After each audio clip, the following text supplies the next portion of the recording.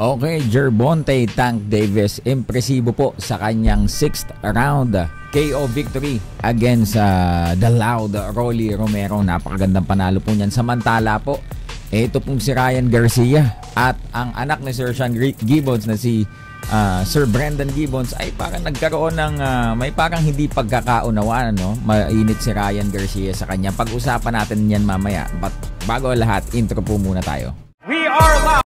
Good day, everyone. First, I would like to thank Sir Manny Pacquiao, Sir Sean Gibbons. Mark Montana will translate. First, I would like to thank God for giving me this strength. We'll have the main event of the evening. Okay. So mga kaibigan, napakagandang laban po ni Tank Davis at ni Rolly Romero po kanina, no. Una muna, noong mga early rounds ay talaga nga naman makikita natin very itong si tawag dito si Gervonta Tank Davis, talagang napakaingat at talagang hindi niya pinapabayaan makapuntos sa kanya itong si Rolly Romero, sapagkat alam naman natin may lakas din itong si Rolly, no? Parang ngayon ko na lang uli nakita si Tank na napakaingat sa laban. At kung mapapansin natin, yung pag-counter kanina ni Tank ay paisa-isa lamang, which is tama kasi if he engage too much against a guy like Rolly Romero, let's say ang counter niya magpakawala siya ng 2, 3, 4 na mga combination after Romero misses, talagang magkakaroon ng opening itong si Rolly Romero para iland ang kanyang mga heavy blows, mga kaibigan. So ang ginagawa ni Tank, he just took his time, one step backward, and then itong wallop, actually hindi straight yun, no? Kaliwa, wallop na kaliwa ang kanyang binibitawan at isa-isa lang, and he's very patient. Hindi siya nagpadala dun sa mga trash talk ni Rolly Romero na ina-knockout siya sa round 1 or hindi, tina-trash talk mo ako, sige sabayan tayo. Hindi ganoon si Tank Davis. Pinapakita lamang niya yung maturity niya sa laban. So hindi siya all hype lang, yung kagaya noon, pinapasikat lang daw siya ni Mayweather. Ngayon makikita natin yung maturity ng laro ni Tank Davis, talagang matalinong boksingero, mga kaibigan. So all credits to his team. Yung napakahusay niya din coach simula nung siya amateur pa, talagang na turuan ng mga magandang fundamental itong si Tank Davis. Isa pang napansin ko na napakaganda dun sa ginagawa ni Tank Davis na kudos din sa kanyang coach. Kapag siya ay malapit ng ma-corner nitong si Rolly Romero, yung kanyang pag-evade ng suntok, pansinin nyo, balikan nyo sa kanilang clip, no, sa laban nila. Pagka susuntok si Rolly, step backward and ka-counter si Tank Davis, and then pag magpapalo up itong si Rolly Romero, weaving muna si Tank Davis and then pivot to the outside.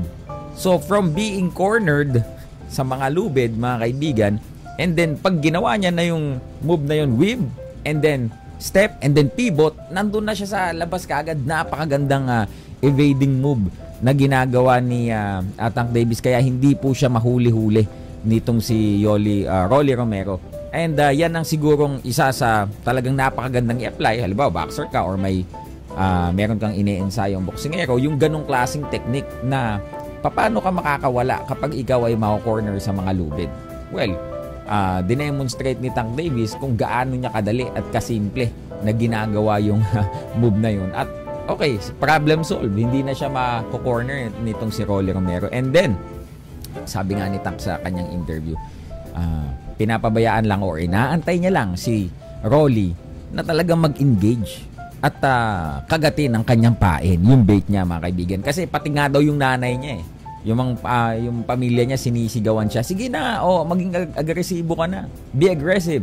Sabi daw ni Tank, no, it's not yet the time, we should let him loose first. Which is tama yun. Don't rush things. Kasi ganun, mga kaibigan, lalo na sa live. Sa live, mga kaibigan, ang dami nanonood, ang daming imbis na yung coach mo lang yung papakinggan mo, ang daming sumisigaw, sige, jump pa, sige, body, sige, combination. So yung game plan mo, may game plan kayo ng team nyo. Kapag lito ka or hindi ka sanay sa ganung magnitude ng laban, mapipressure ka na, matataranta ka na. So yung game plan mo ng coach mo, di ba yung game plan nila, take time lang. Let him lose first. Yung bago ka ano, 'di ba? Let him relax and then caught him off guard. Napakagandang tawag dito. Tawag dito yung strategy ni Tank Davis. Ay kasi ang sabi niya sa interview, 'di ba? Isa sa mga tendency niya ay nagpapanik siya. So yung may mga sumisigaw sa kanya sa audience, sige na, sugurin mo na. Na. Not yet time, sabi niya. And then nung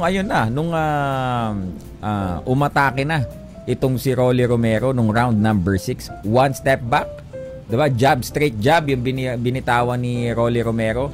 Pero one step back ni Tank Davis, and then pa forward itong Rolly Romero, and then bumitaw ng kaliwang haymaker itong si Tank Davis. Yun, hilo. Talagang hilong talilong talaga itong si Rolly Romero at spaghetti legs, mga kaibigan.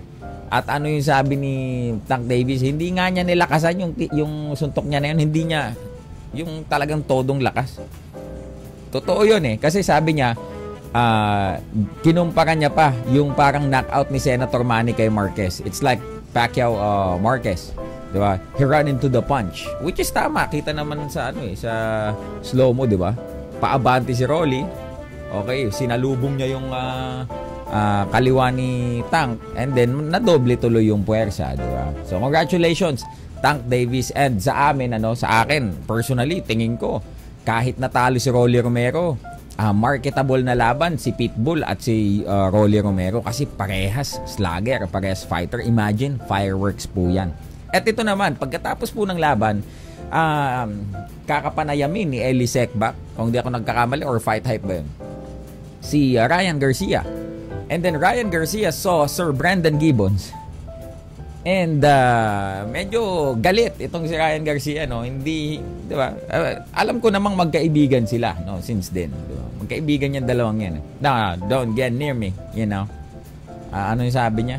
I'ma bust you up. Parang ganun yata 'yon. Parang masama loob ni Ryan kay Sir Brandon. So, doon yun, sa Fight Hype ba yun o kay Eli Sekbak? Hindi ko matandaan. So, ang ginawa ko doon, tinanong ko si Sir Brendan, tinatawagan ko kanina, kaya lang 4 a.m. sa US kanina. Hindi ko pa makuha yung sagot. But, malamang sa malamang, yun yung inaayos pa lamang yung Pitbull versus Ryan Garcia fight na nagkapalitan ng mga posts sa Twitter. May nasabi yatang parang takot or, di ba, ayaw naman talaga labanan. Pinapalabas lang nila na gusto nilang labanan si Pitbull, pero ang totoo, takot. Baka yun. Pero hindi ko pa sigurado unless ma-confirm ko kay Sir Brendan kung saan ba talaga nagsimula yung or ano yung dahilan ng pagkagalit sa kanya ni Ryan Garcia, kasi magkaibigan yan Alright. Hindi naman talagang super close, but ano sila, may mga pagkakataong magkasama yan, dalawa na yan, and sa boxing circle naman napakaliit lang, magkakilala din lahat. And tatanungin natin Sir Brendan, si Sir Sean, at once nakonfirma natin kung ano talaga yung dahilan, sasabihin natin sa inyo, not